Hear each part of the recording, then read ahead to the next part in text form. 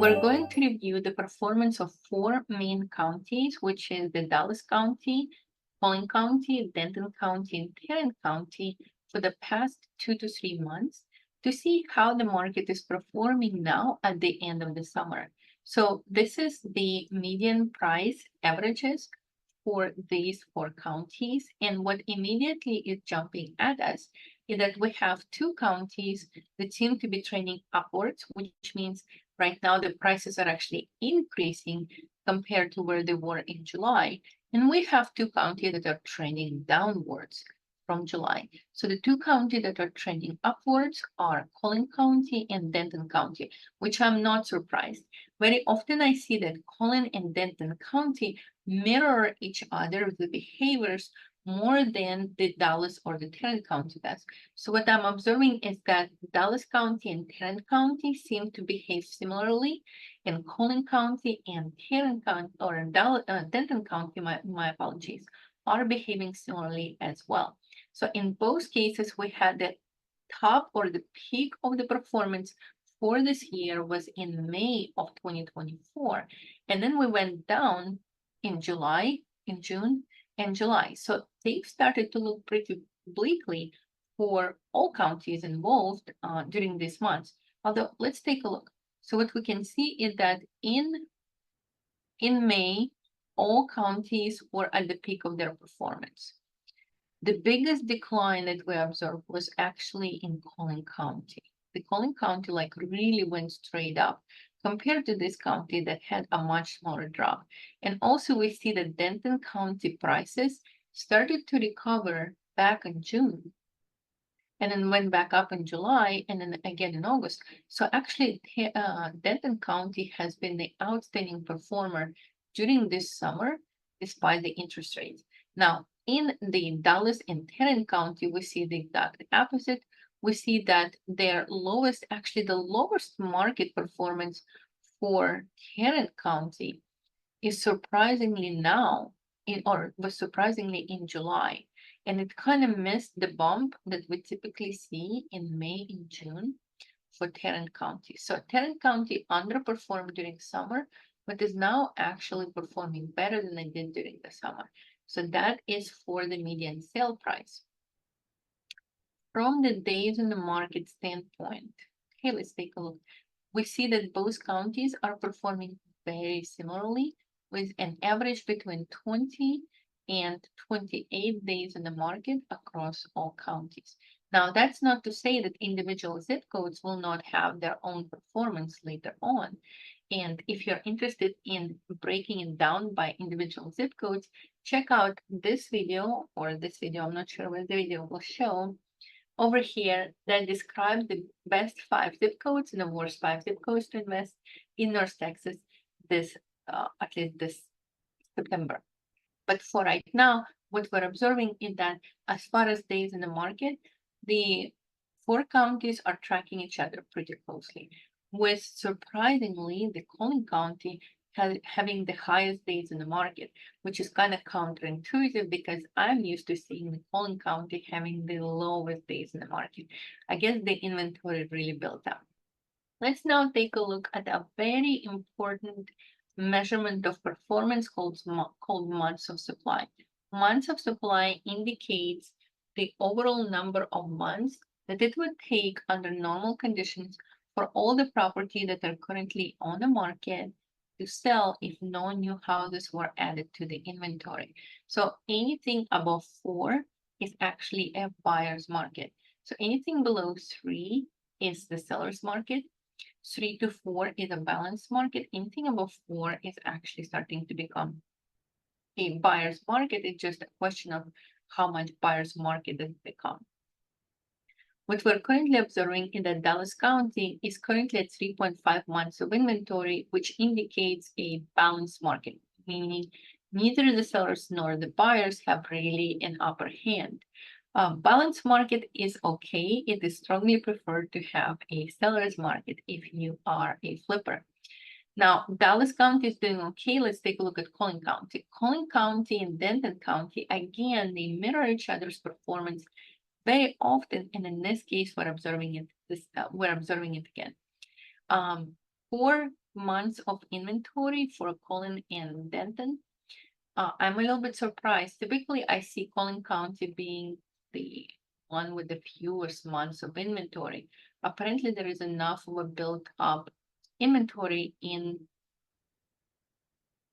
I'm really surprised to see those numbers, but at this point, for Collin County and Denton County, they are no longer a balanced market, and the power is actually shifting to the buyers. Tarrant County is mimicking the behavior of the Dallas County, just like it usually does on many other parameters. Overall, we see that in all 4 counties, the buyers are either starting to get an upper hand or about to get an upper hand as we slide further toward the holidays in this market. So if you're a flipper, make sure to adjust your ARV. And if you want to see my video that just came out, it says 5 tips for successfully flipping your house this fall and this winter. This is where I discuss adjusting the ARV based on a market performance, not based on sold comps only. Homes for sale. Those are homes, both new listings and older listings that are still on the market. And we can see that at this point, we are in a very high territory. We have the highest levels of homes available for sale to the buyers than we had in the last, let's see, when was the last? So the last time we had such high levels of inventory was 2019. So we're back to the 2019 levels of inventory, which was pre-COVID. So if another COVID doesn't happen, we will have a very saturated market with very picky buyers and very stressed out sellers. Let's see how's our demand. So demand is usually measured by closed sales. And as you can see, the closed sales, despite very drastic buildups of inventory over here, we see that closed sales compared to 2019 are about the same as 2020, 2021, although we can see that the closed sales have diminished compared to the previous years. In fact, I would say that the current closed sales are probably close to 1/2 or maybe 2/3 of what they were 2 years ago. So as you can see, it is the same shape, it is the same fluctuation, but just a smaller scale. Now that also brings me to adjusting your ARV for closed sales. As you can see, the market is not a straight line. So when you're adjusting, when you're creating your ARV, do not think that your ARV is going to stay as a flat line across multiple months. It's going to do like this. So when you're calculating your ARV, number one, always focus on if it's like a range. Let's just say it's between 350 and 410. Always err on the side of the lower range, just because you never know when the cycle is going to hit. And number two, whenever you're calculating your ARV, the closer you are to, let's just say October, November, and December, the more you should take off, the more you should deduct from your ARV to accommodate for this kind of zigzag behavior. Okay. And now, last but not least, shows per listing. Shows per listing is currently at one of the lowest levels, which means how many people even visit the property. It's one of the lowest levels, but not the lowest level. I think the lowest level was 2019. But anyhow, we're very close to the lowest level. And as you can see, in 2022, at the very peak of the blissful 3%, we were at 18 and 32 people per house.